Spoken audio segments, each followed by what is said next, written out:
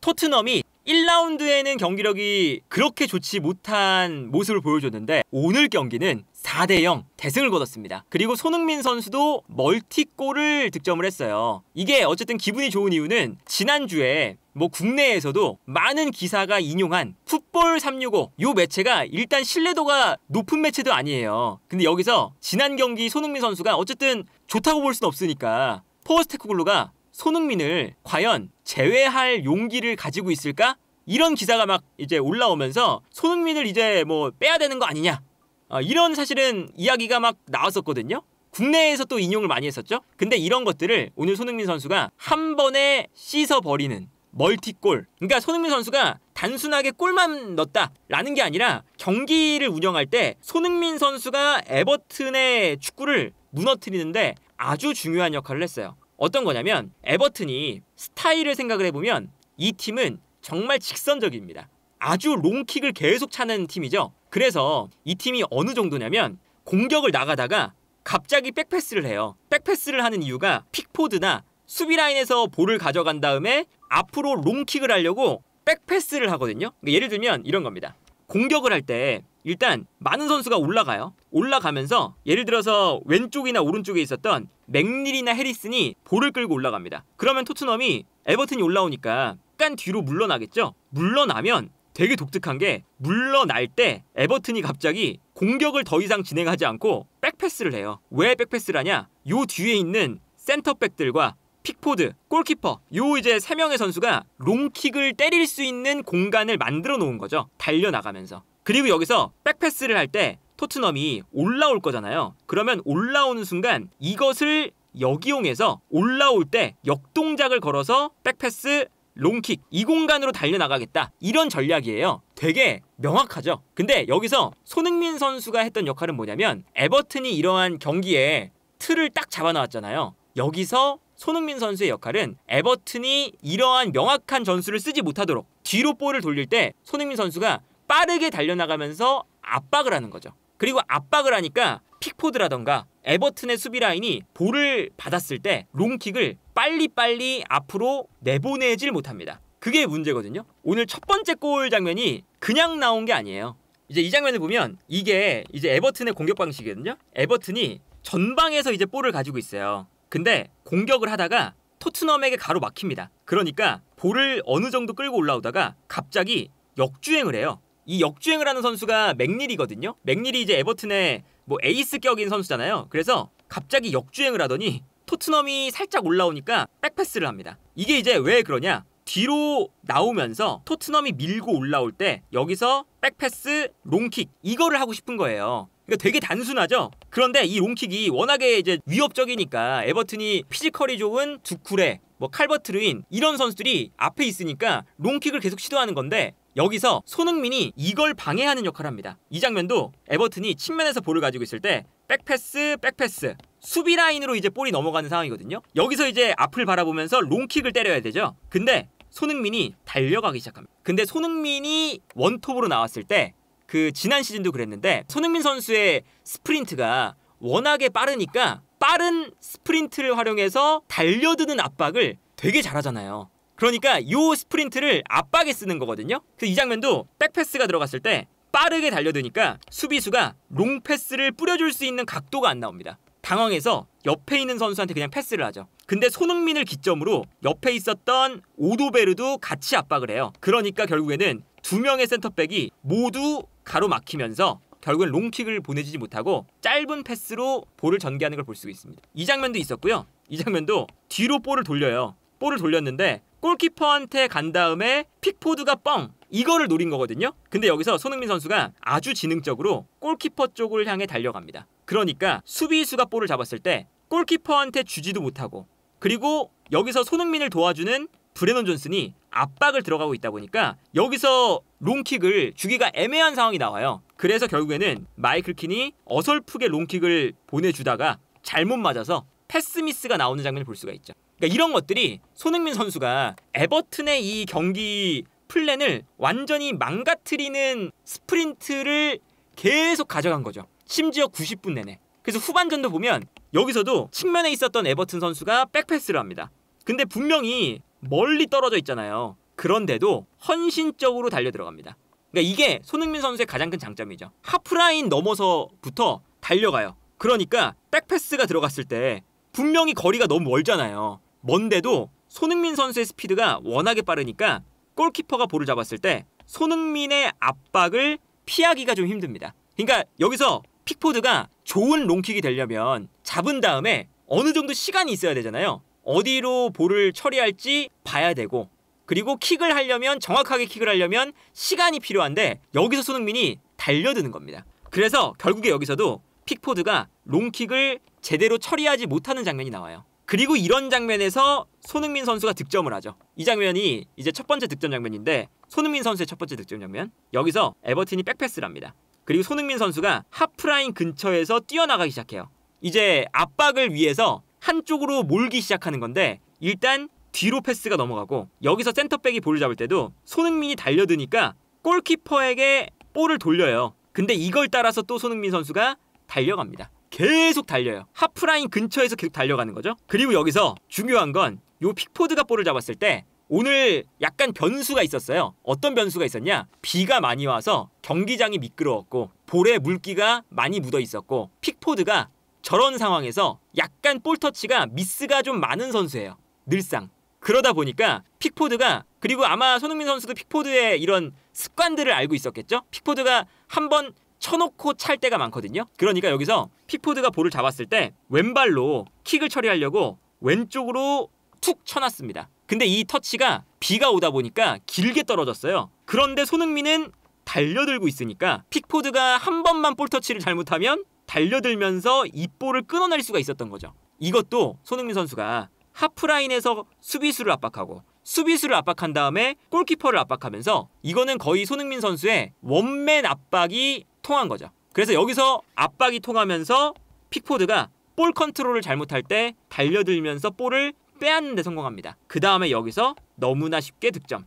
이 득점이 그냥 단순히 픽포드의 실수, 손흥민이 운이 좋아서 이런 게 아니라, 손흥민 선수가 하프라인에서부터 에버튼의 롱패스 전략을 못하게 만들기 위해서 수비수를 압박하고, 수비수를 압박하다가 골키퍼를 압박하고, 근데 거기서 계속 이제 90분 내내 압박을 하니까 한 번쯤은 픽포드가 실수를 한 거예요.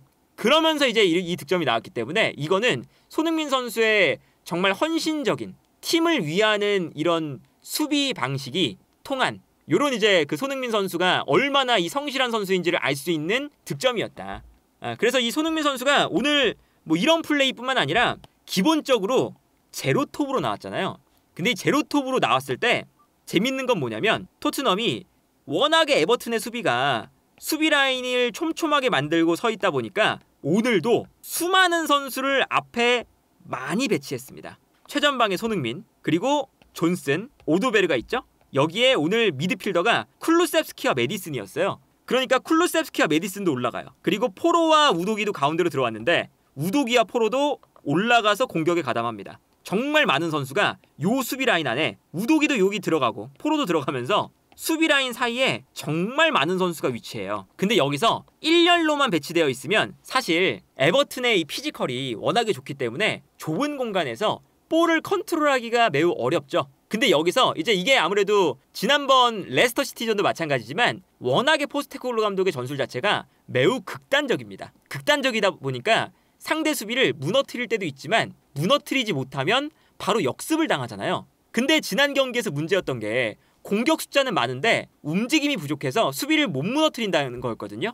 근데 오늘 손흥민 선수가 최전방 원톱으로 나와서 이 손흥민이 원톱으로 나왔을 때의 장점, 내려왔다 올라갔다를 계속한다는 거죠. 그러니까 수비수 입장에서는 손흥민이 움직이는데 안 따라갈 수도 없고, 따라가면 공간이 나오고, 이런 장면이 반복이 되는 거거든요. 그래서 오늘 손흥민 선수가 볼을 터치한 위치가 아주 재밌습니다.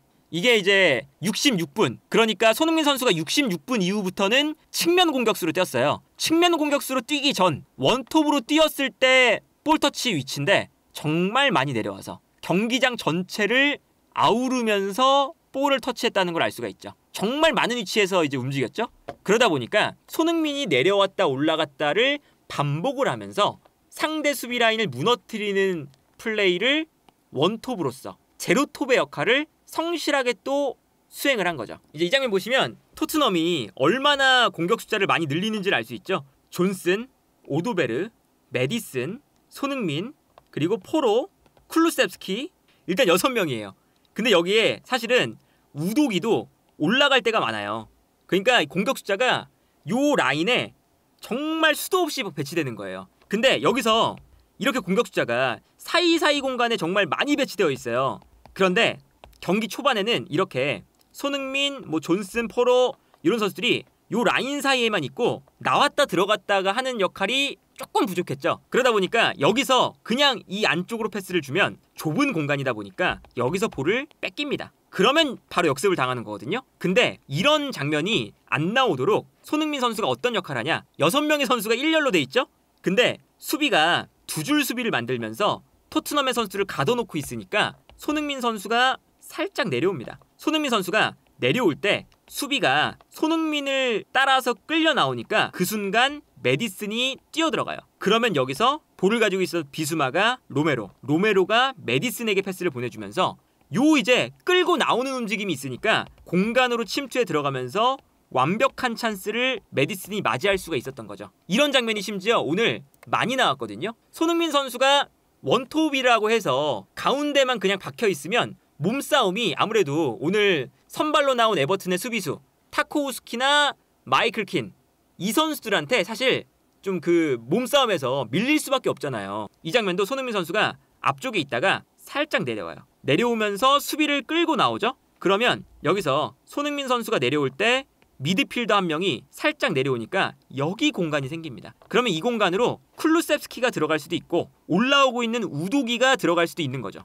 이런 장면들이 계속 손흥민 선수가 왔다 갔다 하면서 공간을 만들어주는 거거든요. 그러면 이런 걸 보고 손흥민 선수가 왜 미끼 역할을 하냐라고 할 수도 있지만 저 역할이 손흥민 선수가 해야 되는 역할입니다. 왜냐면 원톱으로 나왔기 때문에. 안쪽에서 손흥민 선수가 그냥 자리만 잡고 있으면 타코우스키나 마이클 킨 이런 선수들한테 몸싸움에서 밀려서 손흥민 선수한테도 안 좋아요. 그러니까 손흥민 선수가 계속 내려왔다 올라갔다 하면서 공간을 만들고 거기서 수비가 무너지면 손흥민 선수에게도 득점 찬스가 나는 이런 거거든요. 그래서 손흥민 선수가 경기 중간중간 보면 손흥민 선수가 측면으로 내려와 있어요. 그리고 나머지 선수들이 모두 전방으로 뛰어가고 있죠. 근데 특히나 이 장면 보면 아무래도 영향력이 큰 손흥민이 오른쪽으로 내려와서 볼을 잡다 보니까 수비수들이 전체적으로 손흥민 쪽으로 쏠려 있습니다. 그 순간 손흥민 선수가 반대편을 바라보면서 오도베르에게 한 번의 전환 패스를 넣어주죠. 오늘은 손흥민 선수가 득점을 하는 역할이기도 했지만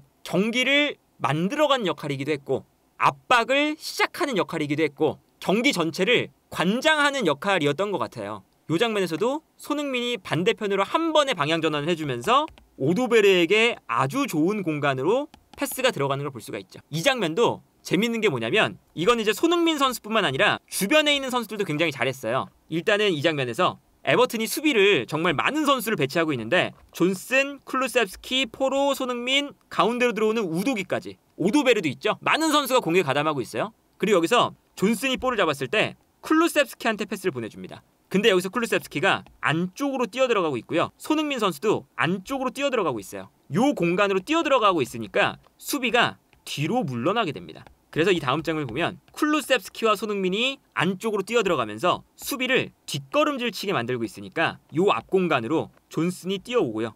여기서 쿨루셉스키가 이 플레이가 중요했죠. 등을 지면서 볼을 받아서 존슨에게 리턴 패스를 내줍니다. 그러면서 이 공간이 열렸어요. 여기서부터 시작이었거든요. 그래서 존슨이 안쪽으로 들어가면서 수비수들이 이번에는 존슨을 따라가야 되니까 손흥민과 쿨루셉스키에게 쏠렸던 수비수들이 모두 다 존슨에게 쏠립니다. 근데 그 순간 존슨이 슈팅을 가져가는 게 아니라 메디슨에게 패스를 보내주거든요. 그러면 수비가 순간적으로 존슨에게 쏠렸기 때문에 다시금 쿨루셉스키한테 패스를 줄 수 있는 이런 찬스가 생기는 거죠. 그래서 메디슨이 쿨루셉스키한테 패스를 주는 순간 존슨에게 수비가 쏠렸을 때 요 공간이 발생을 합니다. 요것도 손흥민을 비롯한 쿨루셉스키 이런 선수들이 움직임을 많이 가져가니까 공간을 만들어줄 수가 있는 거거든요. 여기서부터는 쿨루셉스키가 참 잘했죠. 쿨루셉스키가 좁은 공간이지만 요리조리 드리블을 하면서 이게 이제 쿨루셉스키의 장점이죠. 위험 지역에서 볼을 빼앗기지 않고 볼 소유가 되니까 수비가 이번에는 쿨루셉스키한테 쏠릴 수밖에 없어요. 그러면 쿨루셉스키가 수비를 쏠리게 만들었다가 넓은 공간에 있는 선수에게 패스. 여기서 비수마가 득점. 요 장면 자체가 손흥민부터 쿨루셉스키, 뭐 존슨, 메디슨 이런 선수들이 계속 움직이면서 공간을 만들어줬기 때문에 나왔던 골이다.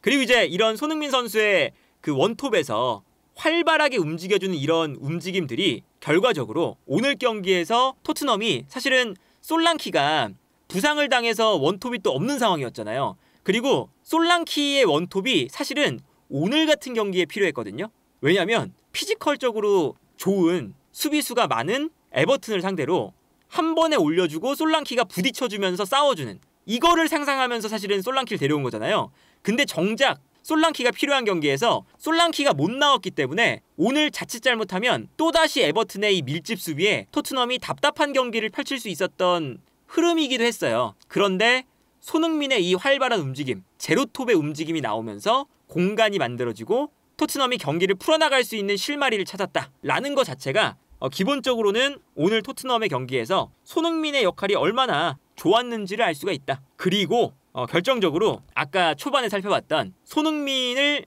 빼야 되는 것이 아니냐, 그런 용기를 포스테코글루 감독이 발휘할 수 있을까라는 것에 정면으로 반박하는 장면이 마지막에 이 쐐기골입니다.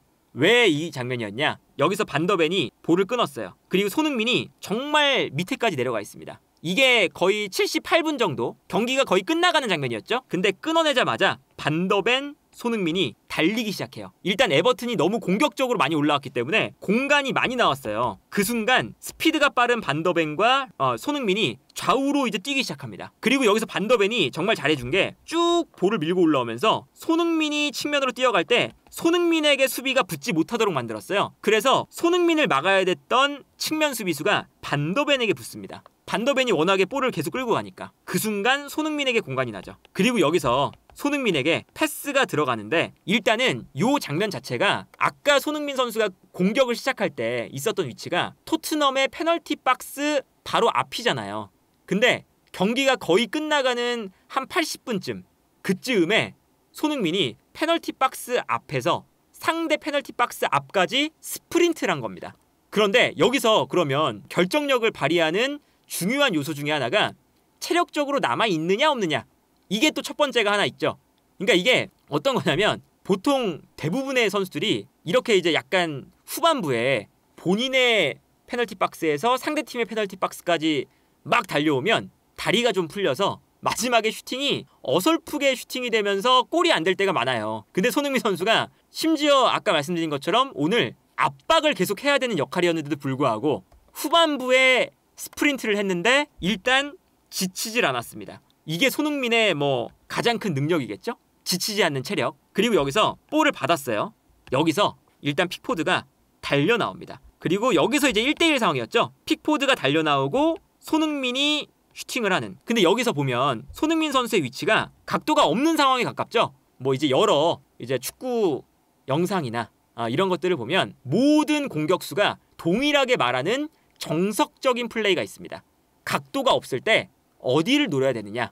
골키퍼의 머리 위쪽 혹은 골키퍼의 가랑이 사이, 요 두 가지. 왜냐면 각도가 없으니까 골키퍼의 손 쪽이나 발 쪽으로 하면 골키퍼가 막기가 쉽잖아요. 그래서 누구든 정석적으로 차려면 저 각도가 없는 상황에서는 가랑이나 머리 위 이거거든요. 근데 이거를 알고 있어도 구현하는 게 어렵잖아요. 근데 여기서 손흥민 선수가 픽포드가 달려 나오는 걸 보고 정말 정확한 임팩트로 가랑이 사이로 볼을 넣습니다. 그래서 픽포드가 달려 나올 때 손흥민 선수가 달려 나오는 이 가랑이 사이를 보고 정확하게 결정력을 발휘하는 손흥민 선수를 토트넘이 언젠가는 이제 손흥민 선수가 나이가 들면 빠질 때가 있겠지만 아직까지는 손흥민 선수가 무척이나 건재하다. 그리고 손흥민 선수를 토트넘이 뺄 수가 없는 이유가 바로 여기에 있다. 저런 결정력을 발휘할 수 있는 선수가 세계에도 몇 명 없고요. 저런 이제 아주 긴박한 상황에서 정석적으로 차면서 임팩트를 맞출 수 있는 선수. 그리고 경기 후반부에 풀타임을 뛰면서 본인의 진영에서 상대방 진영으로 올라와서 스프린트를 하는데 지치지 않고 공간으로 침투해서 완벽하게 임팩트를 맞출 수 있는 체력을 가진 선수. 요런 선수는 사실은 세계에서도 몇 명 없어요. 그렇기 때문에 이 손흥민 선수의 오늘 역할은 토트넘에서 당연히 왜 손흥민이 이 팀의 에이스인지를 확실하게 보여줬다. 최전방 원톱으로 나와서 경기를 풀어주는 역할도 하고 에버튼의 이 롱킥 전략을 손흥민의 압박을 통해서 무력화를 시키고 마지막에는 결정적인 찬스를 본인이 마무리까지 하는 정말 이 여러모로 봤을 때 오늘 경기 자체가 뭐 손흥민 선수가 뭐 1라운드는 분명히 토트넘 전체가 안 좋았기 때문에 손흥민 선수도 좋다고 할 수 없지만 오늘 경기는 손흥민 선수가 왜 프리미어리그에서 최고의 공격수 중에 한 명으로 불리는지 왜 이제 그 유럽에서도 프리미어리그 최고의 공격수를 꼽을 때 손흥민 선수가 무조건 5손가락 안에는 들어가는 선수인지를 오늘 또다시 보여주지 않았나.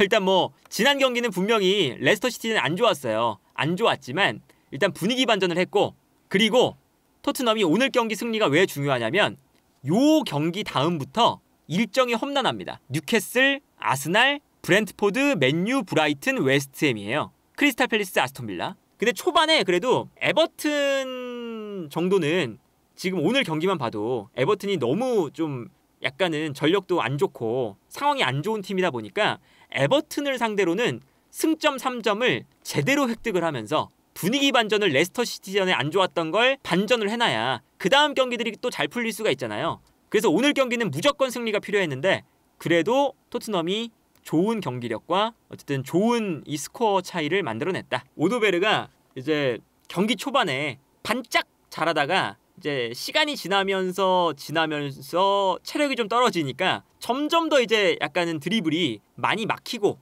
읽히고 체력도 떨어지니까 볼을 끌다가 뺏기고 시간이 가면 갈수록 좀 안 좋았거든요. 그런 게 이제 그 오도베르한테 조금은 더 성장이 필요한 선수라는 걸 오늘 좀 확인할 수가 있지 않았나 싶고 그런 면에서 오도베르가 체력에 아주 효과가 높은 백진삼을 먹었다면 더 힘을 내서 뛸 수 있었을 텐데. 오늘 영상은 백진삼과 함께하고 있습니다. 이제 백진삼은 추석을 맞이해서 부모님이나 뭐 가족이나 본인에게도 이제 필요한 요 이제 백진삼을 또 가져왔는데요. 이 백진삼이 기본적으로는 어떤 상품이냐? 100년 이상 된 산삼을 99% 동일하게 복제한 이 특허를 받아서 100년 된 산삼에 좋은 성분을 넣은 제품입니다. 그러다 보니까 이 산삼 건강식품 중에서 가장 평가가 좋은 제품이에요. 네이버 쇼핑, 쿠팡 이런 플랫폼에서도 산삼 건강식품 1위 제품이고요. 2006년 월드컵 때 대표팀에게도 후원을 했던 제품입니다. 100년 된 산삼에 좋은 요소들을 넣다 보니까 산삼, 인삼, 홍삼 3종류에 들어있는 진세노사이드라는 성분이 있어요. 이게 이제 우리가 삼을 먹었을 때 기력이 이제 충전이 되고 체력도 증진이 되고 여기에 이제 도움을 주는 요 성분인데 국내에 있는 홍삼, 인삼, 산삼 제품 중에서 가장 높이 함유가 되어 있습니다. 기운이 없거나 기력이 떨어져서 잠을 자도 항상 피곤하시거나 입맛이 없거나 체력이 부족하신 분들에게 아주 좋은 상품이고요. 추석맞이 할인 이벤트를 지금 진행을 하고 있습니다. 고정 댓글에 들어가시면 현재 새벽의 축구 전문가 할인 링크를 올려놨거든요. 13만 9,800원 원래 15만 8천원짜리를 13만 9,800원에 현재 추석맞이 이벤트로 판매를 하고 있으니까요. 구매하실 분들은 좋은 기회를 통해서 구매를 하시면 좋을 것 같습니다.